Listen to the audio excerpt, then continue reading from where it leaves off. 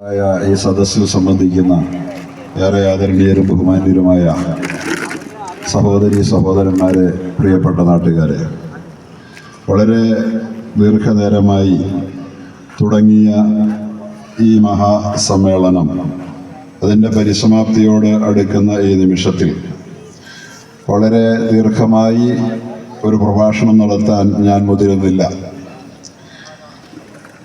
ജമിയത്തുൽ ഉലമാ ഹിന്ദിൻ്റെ കാരാളികോണം unit ബഹുമാന്യരായ ഇതിൻ്റെ സംഘാടകരിൽ പ്രമുഖനായ ഒരു വ്യക്തി ഇപ്പോൾ സൂചിപ്പിച്ച പോലെ കേരളത്തിൽ തന്നെ ജമിയത്തുൽ ഉലമാ ഹിന്ദിന് അഭിമാനിക്കാൻ കഴിയുന്ന മാതൃകാപരമായ പ്രവർത്തനങ്ങൾക്ക് നേതൃത്വം നൽകുന്ന ഒരു യൂണിറ്റാണ് എന്ന അദ്ദേഹത്തിൻ്റെ പ്രസ്താവത്തെ ഈ സംഘടനയുടെ ജനറൽ സെക്രട്ടറി എന്ന സ്ഥാനത്തിരുന്നു കൊണ്ട് അങ്ങേയറ്റം അഭിമാനത്തോടുകൂടി സ്ഥലകുലുക്കി അംഗീകരിക്കാൻ ഈ വിനീതന് അങ്ങേയറ്റം സന്തോഷമുണ്ട് എന്ന് ഉറക്കെ പറയാൻ ഞാൻ ഈ സന്ദർഭത്തിൽ ആഗ്രഹിക്കുകയാണ്. എത്ര മനോഹരമായ പ്രവർത്തനങ്ങൾക്കാണ് ബഹുമാന്യനായ നുജൂബുദ്ദീൻ മൗലവിയുടെ നേതൃത്വത്തിൽ, ജില്ലാ ജനറൽ സെക്രട്ടറി കൂടിയായ അദ്ദേഹത്തിൻ്റെ നേതൃത്വത്തിൽ ഈ കാരാളികോണം മേഖല നേതൃത്വം നൽകിക്കൊണ്ടിരിക്കുന്നത് എന്നതിന് ഈ നാട് സാക്ഷിയായതുകൊണ്ട് തന്നെ ഞാനത് എടുത്തു പറഞ്ഞ് വിസ്തരിക്കേണ്ടതില്ല എന്നുകൂടി വിചാരിക്കുകയാണ്. ഒരുപാട് സേവന പ്രവർത്തനങ്ങൾ, അതിനെല്ലാം ഉപരിയായി ഇന്നിവിടെ അവാർഡ് ദാനം നൽകപ്പെടുമ്പോൾ നോക്കൂ, ജമിയത്തുൽ ഉലമാ ഹിന്ദ് 1919 ഇന്ത്യ രാജ്യത്തിൻ്റെ സ്വാതന്ത്ര്യത്തിൻ്റെ സമരഭൂമികയിൽ പണ്ഡിതന്മാരാൽ ബീജാവാപം ചെയ്യപ്പെടുമ്പോൾ, ആ പണ്ഡിതന്മാരെന്ന് പറയുന്നത് ചെറിയ പണ്ഡിതന്മാരല്ല എന്ന് നാം ഓർക്കണം. ഇൻഡോ പാക് ഉപഭൂഖണ്ഡം ജനിപ്പിച്ച ഏറ്റവും മഹാരഥന്മാരായ പണ്ഡിത മഹാപ്രതിഭകളുടെ കരലാളനകളാൽ ഷെയ്ഖുൽ ഹിന്ദ് എന്ന് പറഞ്ഞാൽ ഇന്ത്യൻ സ്വാതന്ത്ര്യ സമര പ്രസ്ഥാനത്തിന്റെ മഹാചാര്യൻ എന്ന് ഈ ഭാരതം പേർചൊല്ലി വിളിച്ച മഹാനായ മഹ്മൂദുൽ ഹസൻ ദൈബന്തി അദ്ദേഹത്തിന്റെ കരങ്ങളാൽ സ്ഥാപിതമായ അല്ലെങ്കിൽ അദ്ദേഹത്തിലൂടെ തുടക്കം കുറിക്കപ്പെട്ട അതിമഹത്തായ സ്ഥാപനമാണ് ഇന്നും ഇന്ത്യയിൽ ജ്വലിച്ചു നിൽക്കുന്ന ഏറ്റവും ആധികാരികമായ ഉന്നത മതവിദ്യാഭ്യാസം നൽകപ്പെടുന്ന ദാറുൽ ഉലൂം ദൈബന്ദ് എന്ന് അറിയാവുന്നവർക്കൊക്കെ അറിയാം. ആ മഹാപ്രസ്ഥാനത്തിന്റെ നേതാവായ മൗലാന മഹ്മൂദുൽ ഹസൻ ദൈബന്ദിയും അതുപോലെ തന്നെ ഈ മഹാപ്രസ്ഥാനത്തിന്റെ ആദിമ പ്രിൻസിപ്പളായിരുന്ന ബഹുമാന്യനായ ഹുസൈൻ അഹമ്മദ് മദനി റഹ്മത്തുള്ളാഹി അലൈഹിയും ഈ രാജ്യത്തിന്റെ സ്വാതന്ത്ര്യത്തിന് വേണ്ടി ബ്രിട്ടീഷുകാർ ഇന്ത്യ രാജ്യത്തെ അവരുടെ പാരതന്ത്ര്യത്തിന്റെ നുകത്തിന് കീഴിൽ അടിച്ചമർത്തി ഭരിച്ച് ഇന്ത്യൻ ജനതയെ തമ്മിൽ അടിപ്പിച്ച് ഭിന്നിപ്പിച്ച് ഈ രാജ്യത്തെ കുട്ടിച്ചോറാക്കുകയും ശിഥിലമാക്കുകയും ചെയ്തുകൊണ്ടിരിക്കുമ്പോൾ ഇത് ഇന്ത്യ രാജ്യത്തിന്റെ ഇതപര്യന്തമുള്ള ചരിത്രത്തിനും ഈ രാജ്യത്തിന്റെ നല്ല നിലനിൽപ്പിനും വിഘാതമാണെന്ന് കരുതിക്കൊണ്ട് സൂര്യനസ്തമിക്കാത്ത സാമ്രാജ്യത്വത്തിന്റെ അധികാര കേന്ദ്രങ്ങളോട് സന്ധിയില്ലാത്ത സമരം ചെയ്യാൻ സന്നദ്ധമായ ആ മഹാപണ്ഡിതന്മാരോട് ബ്രിട്ടീഷ് ഭരണകൂടം ചെയ്ത ഏറ്റവും കിരാതമായ പ്രതികാരം എന്നത് ആൾപ്പാർപ്പേതുമില്ലാത്ത ഇറ്റലിക്കടുത്തുള്ള മാൾട്ട ദ്വീപപ്രദേശത്തെ മാൾട്ടയിലെ സെൻട്രൽ ജയിലിൽ കൊണ്ടുപോയി 4 വർഷം ഈ മഹാപണ്ഡിതന്മാരെ ഏകാന്തവാസത്തിന് വിധിക്കുകയായിരുന്നു. മാൾട്ടയിലെ സെൻട്രൽ ജയിലിൽ പോയി ഈ രാജ്യത്തിന്റെ സ്വാതന്ത്ര്യത്തിന് വേണ്ടി ബ്രിട്ടീഷുകാരോട് പൊരുതിയെന്ന ഒരേ ഒരു കാരണത്തിന്റെ പേരിൽ ഈ മഹാപണ്ഡിതന്മാർ അവരെഴുതിയ ഗ്രന്ഥങ്ങളൊന്ന് വായിച്ചു തീർക്കാൻ നമ്മുടെ ഒരു മനുഷ്യായുസ്സിന് സാധ്യമല്ലാത്ത വിധം ഗ്രന്ഥങ്ങൾ രചിച്ച, ഈ രാജ്യത്തിന്റെ സ്വാതന്ത്ര്യത്തിന് നേതൃത്വം നൽകിയതുമല്ലാത്തവരുമായ ഒരു വേള ഇന്ത്യ രാജ്യത്തിന്റെ മഹിതമായ ഇസ്ലാമിക മൂല്യങ്ങളെ, ധാർമ്മിക മൂല്യങ്ങളെ, ഈ രാജ്യം ഇന്നോളം കാത്തു സൂക്ഷിച്ച സനാതനമായ ധാർമ്മിക മൂല്യങ്ങളെ, മതേതര മൂല്യങ്ങളെ, മാനവിക മൂല്യങ്ങളെ എല്ലാം കണ്ണിലെ കൃഷ്ണപുണി പോലെ കാത്തു സൂക്ഷിച്ച് ഇന്ത്യ രാജ്യത്ത് നിലനിർത്തി പോന്ന മഹത്തായ ദാറുൽ ഉലൂം ദൈബന്ദ് എന്ന് പറയുന്ന പ്രസ്ഥാനത്തിന്റെ സ്ഥാപക നേതാക്കളായ ഈ മഹാരഥന്മാരെ ഇന്ത്യ രാജ്യത്ത് ബ്രിട്ടീഷുകാർക്കെതിരിൽ പൊരുതിയെന്ന ഒരൊറ്റ കാരണത്തിന്റെ പേരിൽ മാൾട്ടയിലെ സെൻട്രൽ ജയിലിൽ കൊണ്ടുപോയി 4 വർഷം വിട്ട് പീഡിപ്പിച്ചു എന്ന് പറയുമ്പോ ആ മഹാരഥന്മാർ ഈ രാജ്യത്തിന്റെ സ്വാതന്ത്ര്യത്തിന് വേണ്ടി ചെയ്ത സേവനം എത്ര നിസ്തുലമായിരുന്നു, ബ്രിട്ടീഷുകാർക്ക് അവർ എത്രമാത്രം കണ്ണിലെ കരടായിരുന്നു എന്ന് നമുക്ക് എല്ലാവർക്കും തിരിച്ചറിയാൻ കഴിയും.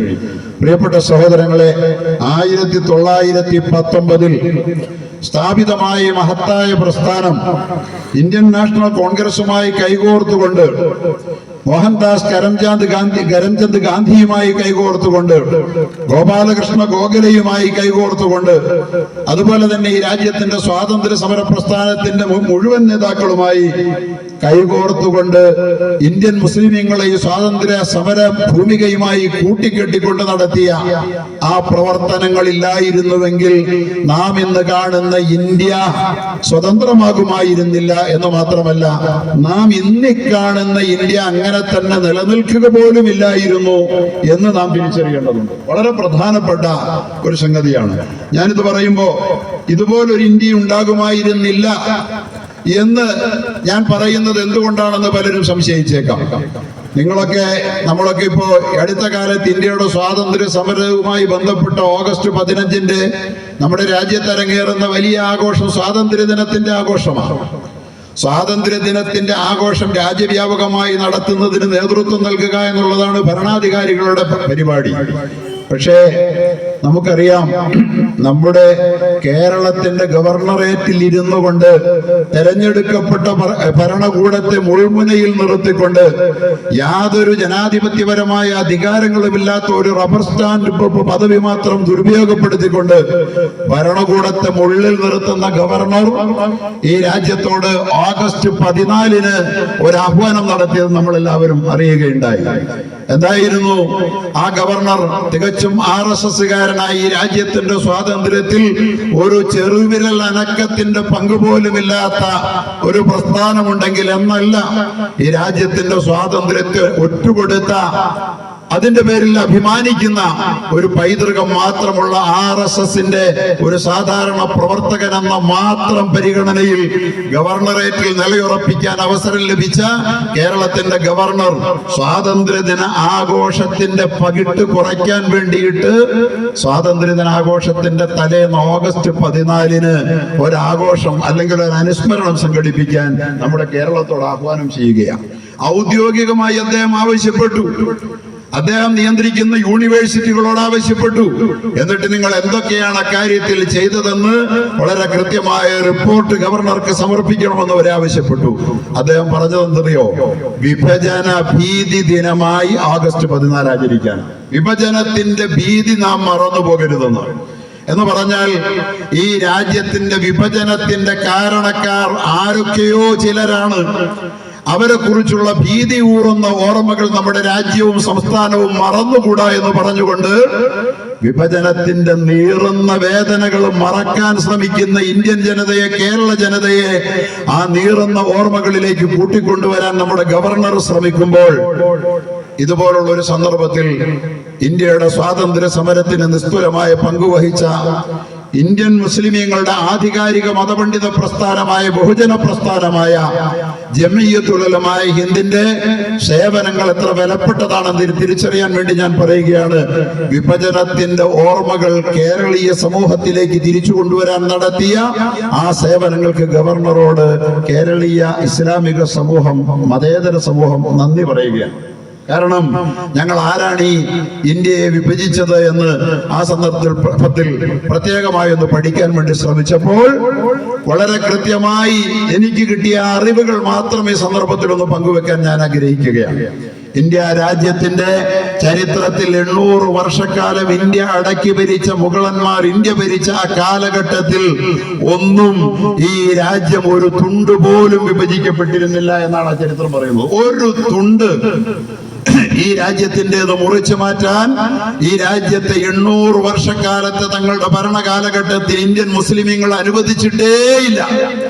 ഒരു വിഭജനവാദിയെയും ഇന്ത്യയിലെ മുസ്ലിം ഭരണാധികാരികൾ അവർക്ക് അധികാരവും ഈ രാജ്യത്തില് നിയന്ത്രണാധികാരവും ഉണ്ടായിരുന്ന സമയത്ത് അവരത് അനുവദിച്ചിട്ടേ ഇല്ല എന്നാണ് ഇന്ത്യയുടെ ചരിത്രം പറയുന്നത്. RSSകാർക്ക് അഖണ്ഡ ഭാരതത്തോട്, അവിഭക്ത ഇന്ത്യയോട് എന്തോ പ്രത്യേക കൂറാണ് എന്ന് ഈ വിഡ്ഢികൾ വെറുതെ വ്യാജമായി പ്രചരിപ്പിക്കാറുണ്ട്.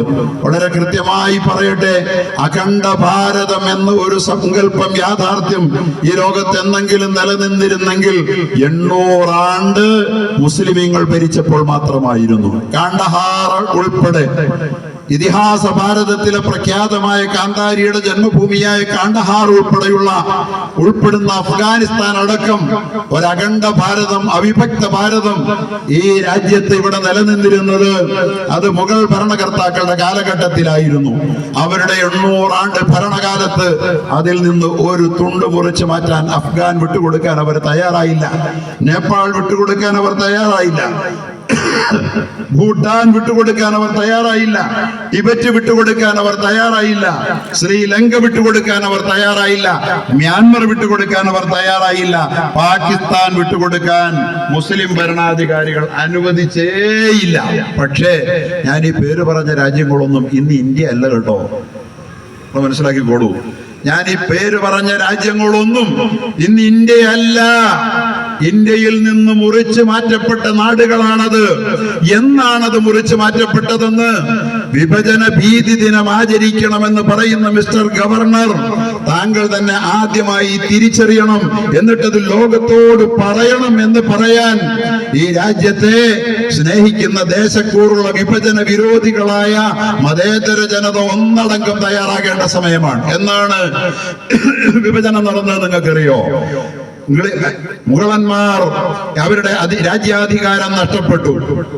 റോബർട്ട് ക്ലൈവിന്റെ നേതൃത്വത്തിൽ നടന്ന പ്ലാസി യുദ്ധത്തോടുകൂടി 1857 ബംഗാളിലെ ഒരു നെൽവയലിൽ നടന്ന ആ യുദ്ധമുണ്ടല്ലോ, പ്ലാസി യുദ്ധത്തോടുകൂടി സിറാജുദ്ദൗള എന്ന് പറയുന്ന ബംഗാൾ ഭരിച്ച മുസ്ലിമായ നവാബിന്റെ കൈകളിൽ നിന്ന് അധികാരം പിടിച്ചെടുത്തതോടെ ഇന്ത്യയിലെ മുഗൾ ഭരണകർത്താക്കളുടെ, മുസ്ലിം ഭരണാധികാരികളുടെ അധികാരം നഷ്ടപ്പെട്ട് ബ്രിട്ടീഷുകാരുടെ കൈകളിലേക്ക് അത് വന്ന് 1857 ഒന്നാം സ്വാതന്ത്ര്യ സമരം എന്ന് വിശേഷിപ്പിക്കപ്പെട്ട ആ സ്വാതന്ത്ര്യ സമരത്തിൽ ഇന്ത്യൻ സേന പരാജയപ്പെട്ടതോടുകൂടി ബ്രിട്ടീഷുകാരുടെ കൈകളിൽ ഇന്ത്യയുടെ അധികാരം വന്നു.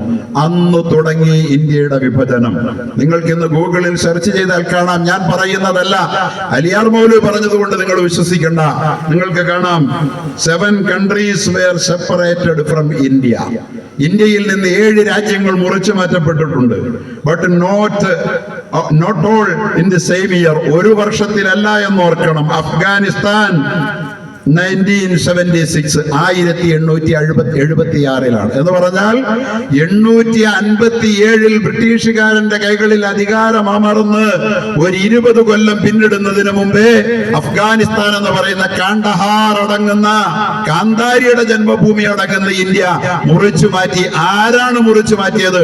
ബ്രിട്ടീഷുകാരും ഇന്ത്യയിലെ ഈ ഗവർണറുടെ പൂർവികന്മാരായ ജാതി ഹിന്ദുക്കളും ചേർന്ന് 800 ആണ്ട് ഒരു തുണ്ട് മുറിച്ചു മാറ്റാൻ അനുവദിക്കാതെ മുസ്ലിമീങ്ങൾ നിധി പോലെ കാത്തുവെച്ച ഇന്ത്യയെ കയ്യിൽ അധികാരം കിട്ടി 20 ആണ്ട് പിന്നിടുന്നതിന് മുമ്പ് മുറിച്ചു മാറ്റിയതിന്റെ ഒന്നാം പ്രതി ഈ ഗവർണറുടെ പൂർവികന്മാരാണ്. ബ്രിട്ടീഷുകാരായ വംശീയ ക്രിസ്ത്യാനികളുമാണ്.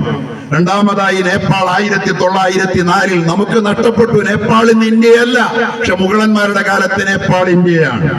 മൂന്നാമതായി ഭൂട്ടാൻ 1906 മുറിച്ചു മാറ്റി.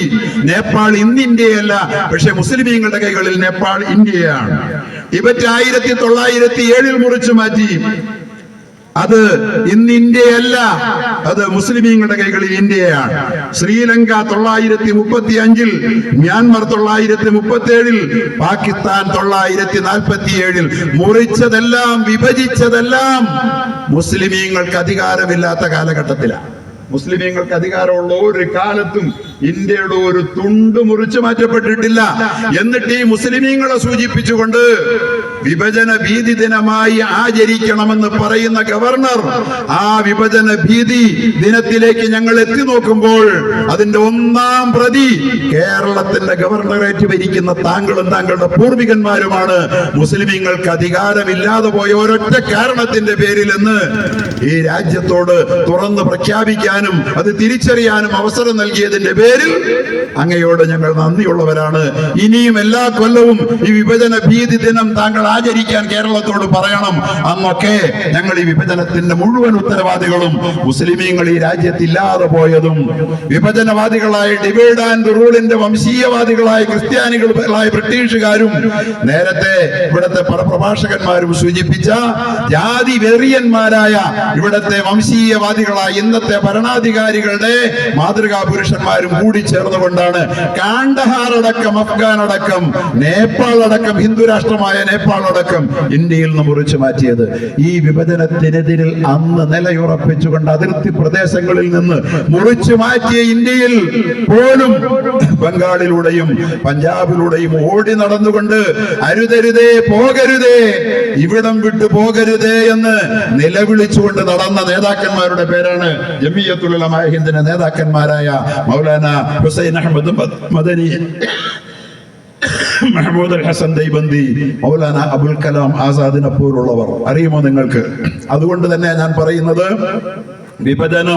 വിഭജനത്തിന് വേണ്ടി മുസ്ലിം ലീഗ് പോലും ബ്രിട്ടീഷുകാരുടെ ഒത്താശകൾക്ക്, മൗണ്ട് ബാറ്റൺ പ്രഭുവിന്റെ പ്രചോദനങ്ങൾക്ക് വശംവദമായി, മുഹമ്മദ് അലി ജിന്ന പോലും വശംവദമായപ്പോൾ അത് അനുവദിക്കുകയില്ല എന്ന ഉറച്ച നിലപാട് സ്വീകരിക്കാൻ ജമിയത്തുൽ ഉലമാ ഹിന്ദില്ലായിരുന്നുവെങ്കിൽ 61 വർഷത്തെ ടൈം ഫ്രെയിമിനിടയിൽ 7 പ്രാവശ്യം മുസ്ലിമീങ്ങൾക്ക് ആധിപത്യമില്ലാതെ പോയതുകൊണ്ട് മാത്രം മുറിച്ചു മാറ്റപ്പെട്ട ഇന്ത്യ പിന്നീടും ഈ 75-80 വർഷക്കാലത്തിനിടയിൽ പലവട്ടം മുറിച്ചു മാറ്റപ്പെട്ടേനെ എന്ന യാഥാർത്ഥ്യം ഈ രാജ്യത്തെ ബോധ്യപ്പെടുത്തിക്കൊണ്ട് ജമിയത്തുൽ ഉലമാ ഹിന്ദ് അതിന്റെ പ്രവർത്തന പാതയിൽ ഇന്നും അപങ്കുരം മുന്നോട്ട് പോവുകയാണ്.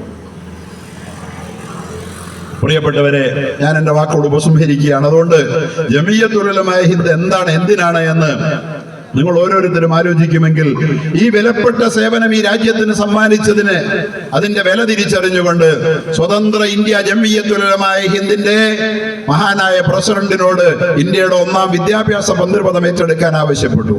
പക്ഷെ അത് നിരാകരിച്ചുകൊണ്ട് സ്വാതന്ത്ര്യത്തിന് വേണ്ടി ഞങ്ങൾ പൊരുതിയത് ഇന്ത്യയിലെ ജനങ്ങളുടെ ഐക്യത്തിനും അഖണ്ഡതയ്ക്കും ഭീഷണി ഉയർത്തുന്ന ബ്രിട്ടീഷ് മേൽക്കോയ്മയെ ഇന്ത്യയിൽ നിന്ന് തുരത്താനാണ്, അധികാരത്തിന് വേണ്ടിയല്ല, രാഷ്ട്രീയാധികാരത്തിന് വേണ്ടിയല്ല, അത് നിങ്ങൾ തന്നെ കൈവശം വെച്ചോളൂ എന്ന് പറഞ്ഞുകൊണ്ട് മതേതര ദേശീയ പ്രസ്ഥാനത്തിന്റെ നേതാക്കന്മാർക്ക് അധികാരം വിട്ടൊഴിഞ്ഞു കൊടുക്കാൻ നിർബന്ധിതമായപ്പോൾ, അവർ വീണ്ടും വീണ്ടും ആവർത്തിച്ച് നിർബന്ധിച്ചപ്പോൾ മൗലാന അബുൽ കലാം ആസാദിനെ ഇന്ത്യയുടെ ജമിയത്തുൽ ഉലമാ ഹിന്ദിന്റെ വാർഷിക സമ്മേളനങ്ങളിൽ പലപ്പോഴും അധ്യക്ഷനായിരുന്നു കൊണ്ട് ജമിയത്തിന്റെയും കോൺഗ്രസിന്റെയും ഒരുപോലെ പ്രതിനിധിയായി വിരാജിച്ച മൗലാന അബുൽ കലാം ആസാദിനെ ഇന്ത്യയുടെ ആഭ്യന്തര മന്ത്രിയായി നിർദ്ദേശിച്ചുകൊണ്ട് അധികാര കേന്ദ്രത്തിൽ നിന്നും മാറി നിന്നുകൊണ്ട് വീണ്ടും മതപാഠശാലകളിലേക്കും സാമൂഹിക സേവന പ്രവർത്തനങ്ങളിലേക്കും മതസൗഹാർദ്ദ പ്രവർത്തനങ്ങളിലേക്കും ഇറങ്ങി തിരിച്ച് അധികാരത്തിന്റെ പങ്ക് ചോദിക്കാതെ ഇന്ത്യയിലെ അഖണ്ഡതയ്ക്ക് വേണ്ടി ഉറച്ചു നിന്ന മഹത്തായ ദേശീയ പ്രസ്ഥാനമാണ്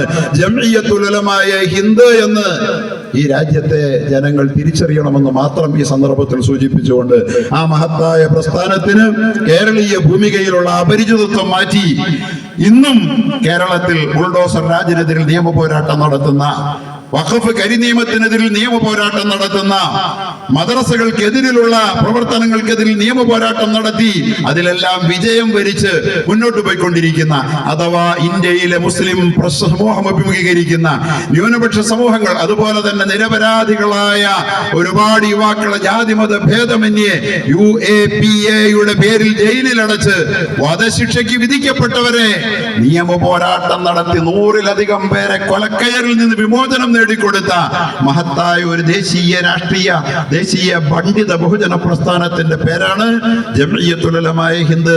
അതുകൊണ്ട് കാലാളികോണം യൂണിറ്റിലെ കൊല്ലം ജില്ലയിലെ പ്രിയപ്പെട്ട ജമിയത്തിന്റെ പ്രവർത്തകരെ, ഇന്നത്തെ മതേതര ഇന്ത്യയിൽ, ഇന്നത്തെ ഇന്ത്യ മതേതരമാണോ അധികാര കേന്ദ്രങ്ങളെ പരിഗണിക്കുമ്പോൾ എന്ന് നാം ആലോചിക്കുമ്പോൾ ഉത്തരം വ്യത്യസ്തമാണെങ്കിലും ഇന്ന് രാജ്യം ഏറ്റവും അധികം കൊതിക്കുന്നത് മതേതരത്വമാണ്. ഈ രാജ്യത്തെ ഭൂരിപക്ഷ ജനത ആഗ്രഹിക്കുന്നത് മതേതരത്വമാണ്.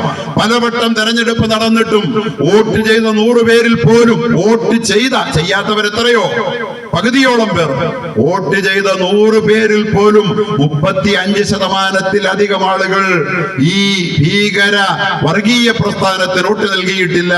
3-2 പേരും നിങ്ങൾ ഞങ്ങളെ ഭരിക്കണ്ട എന്ന് വോട്ട് നൽകിയ ഈ മഹത്തായ മതേതര ഇന്ത്യയിൽ അതുപോലും കള്ളവോട്ടുകൾ ചേർത്തുകൊണ്ടാണ് അവർ അധികാരത്തിൽ എത്തിയതെന്ന് ഇന്ത്യയുടെ LOP വളരെ കൃത്യമായ രേഖകൾ സഹിതം രാജ്യത്തിന്റെ മുമ്പിൽ സമർപ്പിക്കുന്ന ഇന്ത്യയിൽ മതേതരത്വത്തിനാണ് ഇന്ത്യൻ ജനത വേഴാമ്പലിനെ പോലെ കാത്തിരിക്കുന്നത് എന്ന് തിരിച്ചറിയുന്ന ഇക്കാലഘട്ടത്തിൽ ഏറ്റവും മഹത്തായ രാഷ്ട്രീയ പ്രവർത്തനം, ഏറ്റവും വലിയ മതപ്രവർത്തനം, ഏറ്റവും വലിയ സാമുദായിക പ്രവർത്തനം, ഏറ്റവും വലിയ സാമൂഹിക പ്രവർത്തനം, ഈ മഹത്തായ സംരംഭങ്ങൾക്ക് നൂറ്റാണ്ടിലേറെ പൈതൃകത്തോടുകൂടി പഴക്കത്തോടുകൂടി ഈ രാജ്യത്ത് ഉറച്ചു നിന്ന് അധികാരത്തിന്റെ പങ്ക് ചോദിക്കാതെ നേതൃത്വം നൽകുന്ന, അധികാരത്തിന്റെ പങ്കശേഷം ചോദിക്കാതെ അവരുള്ള മേഖലകളിലെല്ലാം തങ്ങളലാവും വിധം ജനോപകാര പ്രവർത്തനങ്ങൾക്ക്, വൈജ്ഞാനിക പ്രവർത്തനങ്ങൾക്ക് നേതൃത്വം നൽകുന്ന ജംഇയ്യത്തുൽ ഉലമാ ഹിന്ദ്.